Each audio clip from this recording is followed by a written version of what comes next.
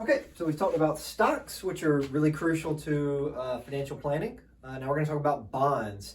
Stocks and bonds are something you really need to know about. There's kind of an interplay between the two. You've probably heard before that bonds are not as risky.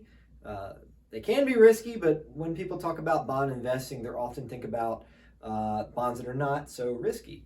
So if you've got stocks, which are high risk, high return, you might pair that with bonds, which are low risk, low return, to basically have the best of both worlds, right? If you want a lot of risk, you can go stocks. If you want less risk, you can go bonds, and any combination between those two. A bond is not a very fancy thing, okay? A bond is just debt.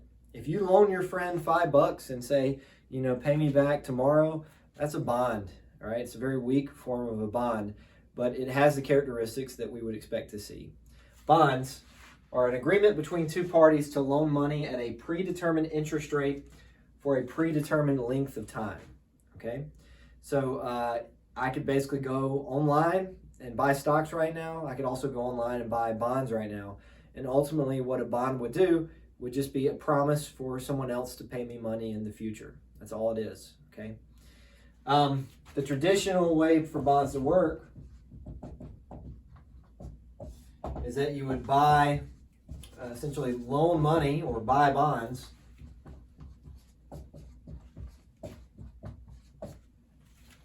and you would hold until it matures. So the biggest bond issuer in the United States, and actually the biggest bond issuer in the world, is the United States federal government. So when I buy a bond from the federal government, basically I'm just loaning them money for an interest rate that is predetermined and in a length of time that is predetermined. So I might invest in treasury bonds that are 20 years, and the traditional way to do this would be that I literally loan money to the federal government through my bank, hold it for 20 years, and in 20 years I would turn the bond in and get more cash than I started with, all right? Nowadays, though, most of the people who are investing in bonds aren't really doing this, okay? Instead, the more typical route for bond ownership is to buy and sell pre-existing bonds.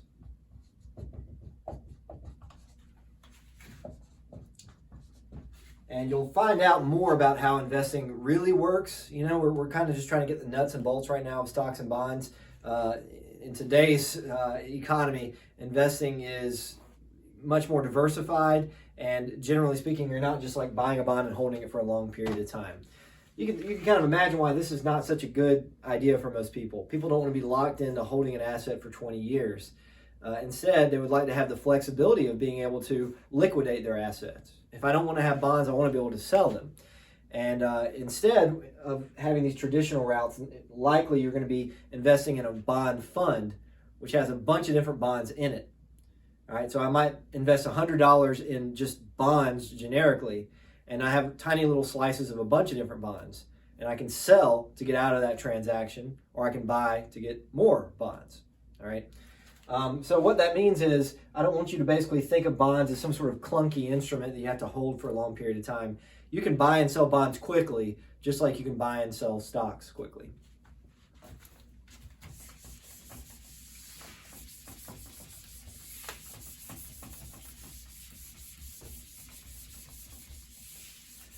All right, so let's think about bonds in regards to risk.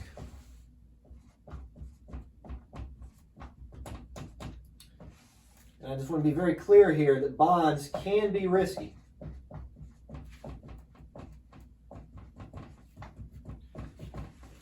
There's different types of risks that you face by holding a bond.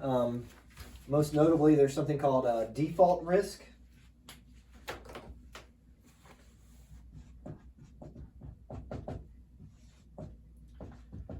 And default risk is just the risk that the company fails, the company or in the case of the U.S. government, if the U.S. government failed, you're never going to get paid back on your bonds, right? So there are all kinds of different bonds you can invest in. The city of Milledgeville, for example, has issued bonds. Milledgeville could go bankrupt, and there's a chance that you don't get your payment. So bonds always have default risk, which is the risk that they don't pay. For the city of Milledgeville, there's a little bit of risk, right? It's definitely not, it's not so little that you would ignore that risk. There's definitely some risk to investing in a Milledgeville bond. For a small startup business, it can be very risky, right? A very high level of risk because there's a good chance that they fail and default, which basically just means they don't pay back. And then for investing in something like the U.S. government, there's really hardly any risk at all. It's virtually no risk. So you can choose how risky you want to be with bonds. When it comes to most investors, though, if they won't risk, they're probably just going to put money into the stock market. So when we talk about investing in bonds, we're usually thinking about the bonds that are low risk. All right. That being said, even if you invest in bonds that are safe, that are likely to pay you back, there's still something called interest rate risk. And this is basically the risk that you buy bonds and then interest rates change dramatically. It's the risk that interest rates go up after you've bought bonds.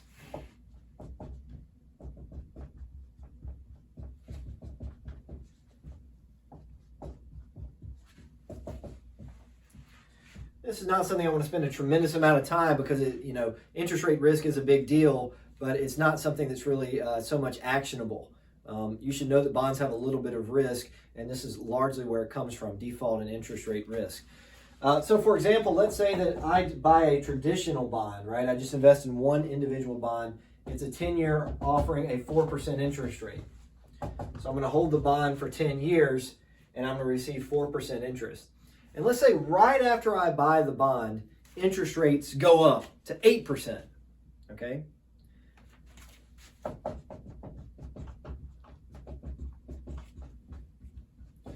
Here's the thing about bonds. If interest rates rise to 8%, that is going to do nothing to my bond. A bond is agreed upon, right? We agreed upon this interest rate when we started, so we're not going to go back and change the interest rate. It's like a mortgage, right? Mortgages have interest rates locked in, and they don't change over time typically, okay? So if I do a 10-year 4% interest rate and then interest rates immediately go up, do you think that is good or bad for me? It's bad, right? It's bad for two reasons. One, I could have waited and gotten an 8% interest rate, right? So it's bad because I missed out, right? So you missed out on a good opportunity. But secondly, think about now, what if I wanted to sell this bond? Bonds are transferable. You can sell bonds off to other individuals.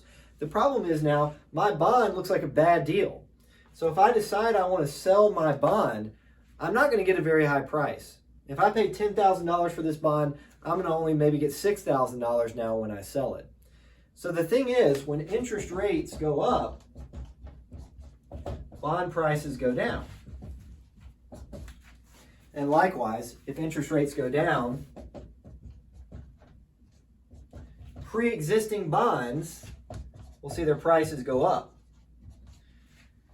And there's really no way to get around this risk because there's always risks that interest rates will go up. There's always risks that interest rates will go down. One thing people don't realize with bonds is you can actually have really big returns for bonds. We've actually seen this just in the last year. Bond returns were really high over the last year. It has to do partially with the stock market. All right, the year is 2020. We've had some volatility in the stock market, and over the last year, the stock market is down. Well, think about it. If the stock market is down, part of the reason for that might be because people don't want the risk of stocks. And if they're not buying stocks, they're instead buying bonds. All right, and as they buy bonds, what that is going to do is it's going to drive interest rates down, and it's going to drive bond prices up. So if a year ago you had a bunch of bonds and you've gradually been selling them over the last year, you actually could get really big returns, okay? Again, this is not something I care that you know so much about in terms of how it works.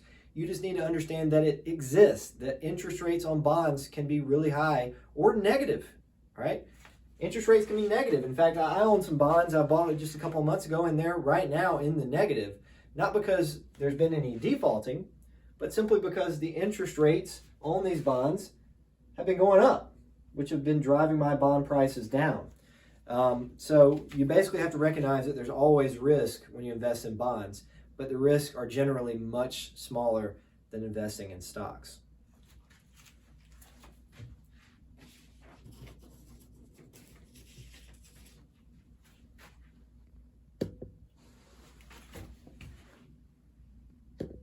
to do a little bit of comparison here between stocks and bonds, which is going to be useful because it's hard to talk about one without the other. Chances are you're going to want a mix of stocks and bonds in your portfolio, especially as you get older.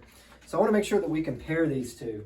In terms of average return, I want you guys to just have this number in your head. Remember, for stocks, the average return historically has been 10%. Now, some of you out there might be saying, but I don't think it's going to be 10% in the future. Well, maybe it's not, but the only estimate we really can use is what's happened in the past, right? It's averaged 10%, and so that's a decent way to think about things. So stocks have averaged 10% over the last several decades. Bonds have averaged about 5%. But as you probably know, if you're taking this class, you probably pay attention to the economy a little bit. Bond interest rates right now are much lower than that. A 30-year bond is going to give you an interest rate generally less than 2%. So this is just an average historically of how much bonds have returned. And bonds tend to be much more influenced by the Federal Reserve, which is the U.S. organization that prints money, provides money into the economy. And so this number is a bit more manufactured. So right now, these rates are pretty low, but historically, that's been the return. So I say that just to recognize that right now, investing in bonds seems like just a sort of a safe thing to do, not much return. But who knows, 10, 15 years down the road, maybe bond interest rates could be 6 or 7%. You might feel very differently about bonds in terms of how they fit into your personal financial plan. In terms of risk, obviously stocks, they're really very risky, especially individual stocks. But they tend to grow over the long run.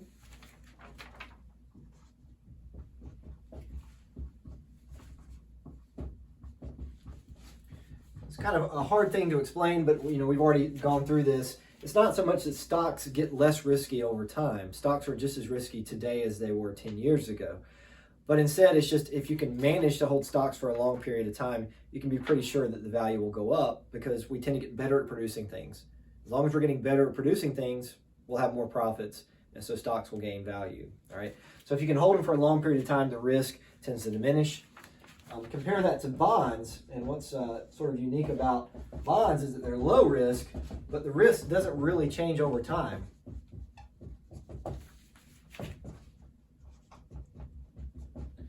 All right, and what I mean by that is if you buy a bond and you hold it for a day, that's actually not very risky at all.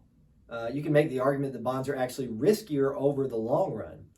Think about it this way. If I buy bonds and hold it for one day, is it likely that the company that or the business or organization or country, is it likely that that entity is going to default? Is it likely they're going to go bankrupt in the one day that I'm holding the bond? Not really, right? It's pretty unlikely. And secondly, is it likely that interest rates are going to go way up or down in just one day? Not really, okay?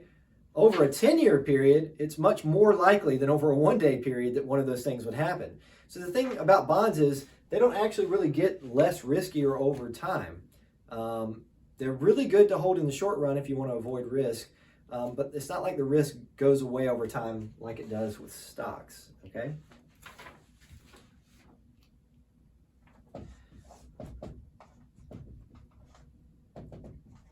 All right, and then thinking about the tax ramifications of holding stocks or bonds, that's something we're going to do right after this individual video that I'm showing you right now. So there's obviously a lot of differences between stocks and bonds, but for most people, this is the two primary avenues for saving for retirement. And you might be wondering, well, what about 401ks? What about IRAs? These are all things we're going to talk about in the future. But inside your 401k, inside your IRA, is still just stocks and bonds. What about mutual funds? Well, mutual funds are just stocks, and sometimes stocks and bonds. So a lot of the assets and things that you probably know a little bit about, they're all really built on stocks and bonds. So it's nice to have an understanding of how stocks and bonds work. And so kind of thinking big picture here a little bit, most people have this plan. Generically speaking, the goal is to invest primarily in stocks when young. The logic of that is that investing in stocks makes sense when you can hold those stocks for a longer period of time, all right? and then transition to bonds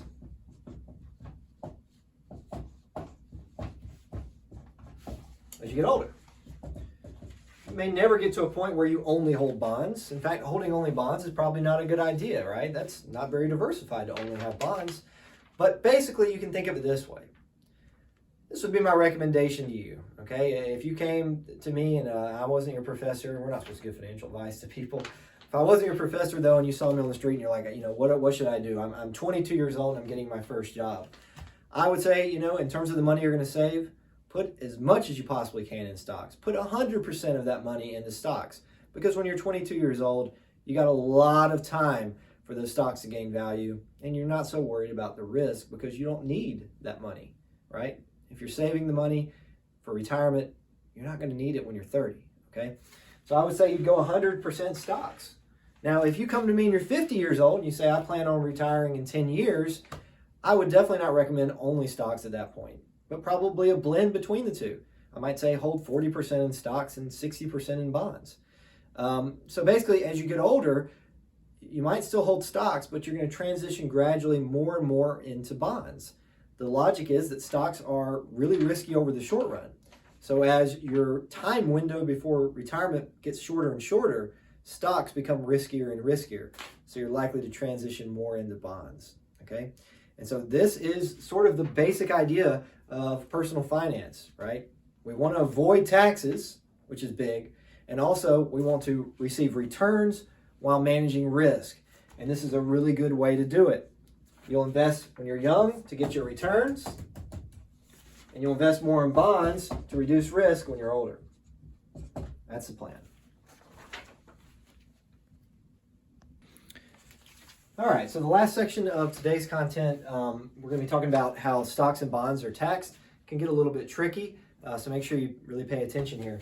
I want to make clear you understand what we're talking about right now. We're talking about something I'll refer to in the future as a taxable account. This isn't really a technical term, but we need something to compare against the other types of accounts we're going to talk about. In the future, we'll talk about 401ks and IRAs. Those accounts are basically built so you don't have to pay any taxes on them, essentially. But when it comes to the types of accounts we're talking about now, we're basically imagining if you don't have any sort of tax shelter, okay? So imagine you take money from your bank account, transfer it over to one of these companies like E-Trade, Ameritrade, Robinhood, and you just buy some stocks or you just buy some bonds. This is how these will be taxed in those scenarios, okay? And you will almost certainly be doing these types of transactions, so it's important that you understand how they're taxed, okay? When it comes to investment taxes, there's two types of taxes that you might face. One, you might be taxed as income. Okay, we know how income taxes work, so it would just be plopped on top of your income. If you're making $60,000 and you get some profit from stocks, well then it would just be taxed as income. Generally not a good thing because income taxes are pretty high. The other possibility is you could be taxed as capital gains. Capital gains is a completely separate type of tax that I'm introducing now, okay?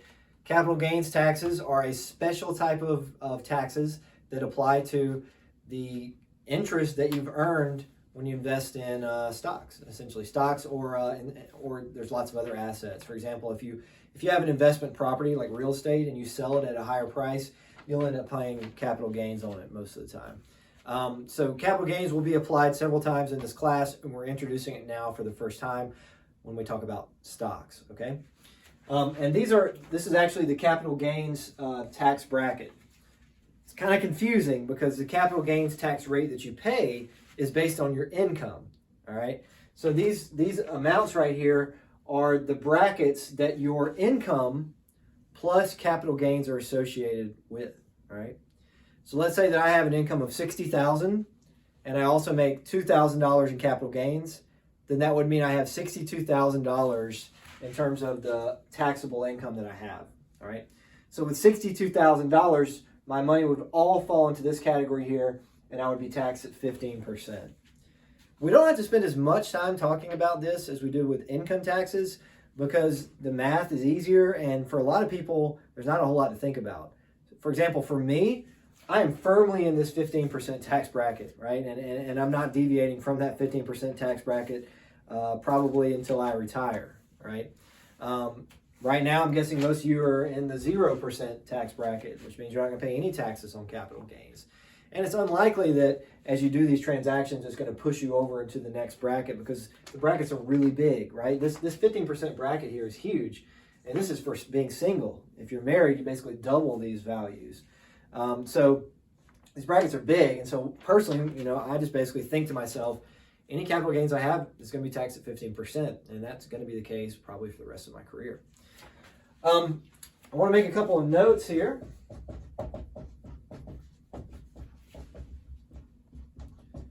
Just because I've noticed students sometimes make this mistake. When it comes to your gains, it's literally your gains that are taxed. This applies to both, if your tax is income or capital gains. In either case, only your profits are taxed. What I mean by that is, if you buy $10,000 worth of stock and then you sell it for $11,000, only that $1,000 profit is taxable. Only that $1,000 will be a taxable event, as we say. The rest of the money that you put in was already there, right? The $10,000 principal that you paid, we're not going to tax that again. It's already been taxed as income in the past. So you're only going to be taxed on your gains, okay? Keep that in mind. And as a second note here, there's no Social Security or Medicare to worry about. Medicare and Social Security only is applied to like your primary job. All right, so for me as a professor, I pay Social Security taxes and Medicare taxes, okay, on my income as a professor. But I also have a rental property. I don't pay any Medicare or Social Security on that. And any investment earnings that I get, I don't pay any taxes on that, or Social Security or Medicare taxes on that either. So when it comes to investments, all we need to think about is being taxed as income or capital gains. All right, we don't have to worry about Social Security or Medicare or anything like that, which does make things a little bit simpler. Okay, so let's start with the tricky one. Let's start with stocks. Bonds are easy. Stocks are kind of tough. All right, so when it comes to stocks, there are two different ways to make a profit on stocks. You can make a profit by selling stock at a higher price than you paid for it, and you can make a profit by receiving dividends. And we have to understand the differences between these types of gains.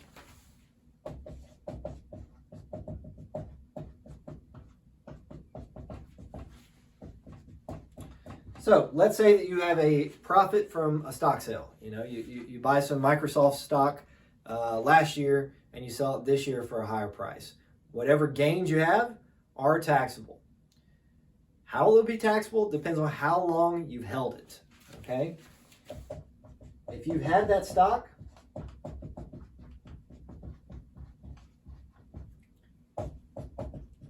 for at least 1 year, if you've held that stock for at least 1 year, it's taxed as capital gains, which is a good thing, right? Usually you're better off paying capital gains tax than income taxes. So this is the good thing to be taxed as capital gains. That means if your income is less than $40,000, you're not going to pay any taxes on it.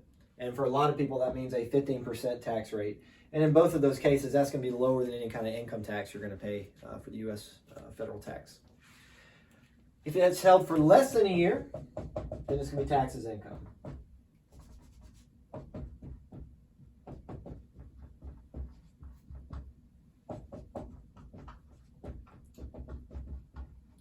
And to me, this is really important to recognize. I didn't know this when I first started investing. I guess in grad school, I had a little bit of money I would invest. I'd buy stock, I'd sell stock. I'd buy stock, I'd sell stock. I end up paying a lot of taxes when you do that because you're going to be taxed as income. So basically what you can kind of think is if you have money invested in stocks, a lot of times you're better off waiting at least a year before you sell it if that's possible.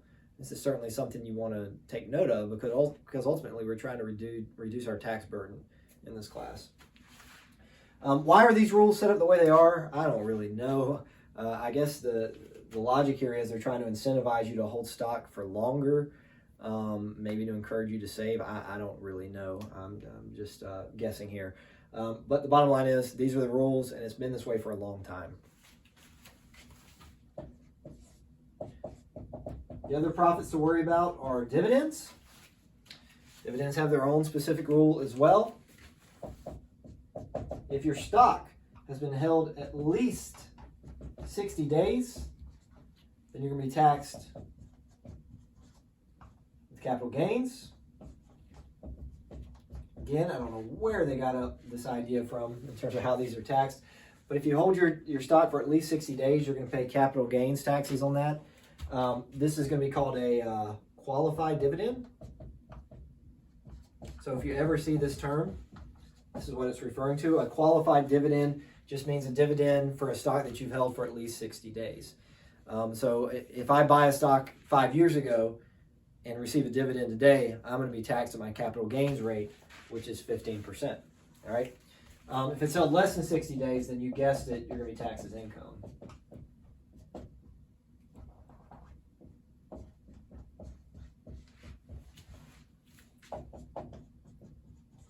These are all the kind of rules that you need to know to make good choices. And knowing this thing about dividends, this isn't going to save you, tens of thousands of dollars in the future, but maybe over your life it saves you a couple $100, right? And maybe this one up here, maybe it saves you $3,000 or $4,000 over the course of your life. Well, you only got to learn it once, and if it's going to save you thousands or hundreds of dollars, it's worth it in my eyes. Especially because we're going to get really good at figuring out how to turn our money into more money in this class. So, saving $2,000 for some random person off the street might not be such a big deal because they don't know what to do with that $2,000. In this class, we're going to turn that $2,000 into a lot more money. So every little dollar that we can save in terms of avoiding taxes is going to be a big deal for us. Okay? So that's what you need to know about stocks. I would say try to memorize those. And when I teach this class in person, I literally make them memorize it. And I'll ask on the exam, what's a qualified dividend, what's an ordinary dividend, and so forth. But I would say this is something you definitely want to know. And these rules have not changed for a long time. They're probably not going to change anytime soon. So if you're wondering about state taxes, we've just been talking about federal here. State taxes are simple. You just pay income taxes on everything. And income tax rates in Georgia are not that high, so it's not really a big deal. So when it comes to deciding what to do, it's often the federal stuff that makes you think about what to do. All right. So federally, it's either income or capital gains. State in Georgia, it's always income. I'm not even going to test you on that because it's pretty easy to remember. And then Social Security and Medicare, we don't have to worry about any of that when it comes to investing. So that's stocks. It's kind of a big mess, isn't it? Let me give you an example just to make sure we understand this. So let's say that I buy McDonald's stock.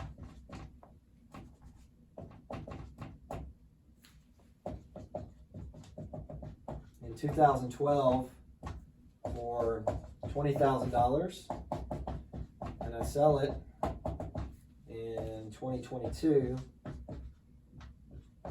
for $30,000, right? And this is, typical type of transaction that you might have in your life. You're probably not going to be putting 20 grand into McDonald's. Instead, you might have, a lot of different companies you put a little bit of money in. In this case, I just want to make sure we understand, in this case, first of all, this is going to be taxed as capital gains, all right? And secondly, we need to remember that I'm not going to be taxed on the $30,000. I'm only going to be taxed on the $10,000 difference, okay? If I ask you on this exam, how much taxes do you have to pay? This is not enough information. I also have to tell you about this person's income, okay? Remember, these brackets are based on income plus capital gains. For most people, capital gains are usually pretty small, maybe a few $1,000s a year. So income is the driving force. So if I say this person has an income of $60,000 and they're single, well, then they fall into this big 15% bracket here, okay? So as a result, their taxes would be $10,000 times the 15% tax rate. And remember, this $10,000 comes from the gains that they got of $10,000. And so this person would pay, what, $1,500 in taxes, all right? This stuff can get really complicated if you want it to be. Some people have written books that are, really advanced level personal finance strategies that involve trying to figure out a way to always pay 0% taxes. This is especially true if you retire early. So you can basically think of it this way. If you retire, let's say you decide you want to retire at 40, which you can choose to do. It's really not that hard. You just have to save a lot of money. If you retire at age 40, you won't have any income, right? You will not be eligible for Social Security yet. If you're retired, you're not earning any regular income. So you're basically earning $0. So you could withdraw up to $40,000 of capital gains without ever paying any taxes. And there's ways to get very strategic in terms of how you're going to do this. Because remember, capital gains is the gains you have. So if you need to live off $80,000 a year, there might be a way to realize $40,000 or less of capital gains every single year and never pay any taxes ever again. Frankly, it's not that hard if you have the money. You just have to save a lot over time. All right, so we talked about stocks. Now let's talk about bonds. Piece of cake. Bonds usually tax as income. In some specific cases, it's not taxed at all, but there's really no reason to talk about. Those are very specific cases. Bonds usually tax as income, which means you might be motivated to go stocks or bonds based on what your income level is. For example, if your income is at $30,000 and you make some profits off of bonds, you're going to be paying income taxes on those gains. But if instead you had held stocks for a while, right? If you had held stocks for at least a year, your dividends would roll in as qualified dividends. You would only pay capital gains on what you earn there. So if you earn $30,000 a year, owning stocks means you're not going to pay any taxes on a little bit of capital gains. But if you're owning bonds, you're going to have to pay full income taxes on what you've earned. So these are all very specific things that we're talking about now, but you can imagine you could choose to be very strategic if you wanted to and think very specifically about all the taxes that you face. I'm not trying to get you to that level in this class because it's kind of overdoing it, but if it's something you care about, you could definitely really dive in and save yourself hundreds of dollars in the future.